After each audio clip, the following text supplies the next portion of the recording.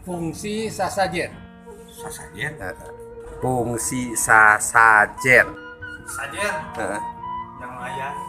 Mun aya mun eueuh mah yang geus we teu kudu. Cara ciri mendekatkan pada ilahi. Fungsi sasajen sarana atau simbol negosiasi jeung alam gaib. Sangkan mana ke ngajari ngaping ngajaga sareng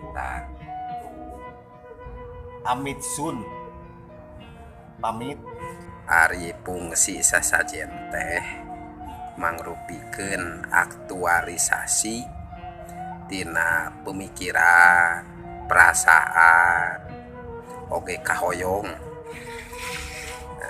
Dina raraga ngadeukeutkeun diri ka Gusti Nu Maha Suci.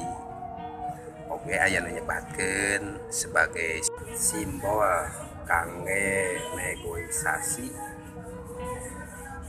spiritual sareng para gaib supados aranjeunna teu ngaganggu tapi ngajarin ka urang.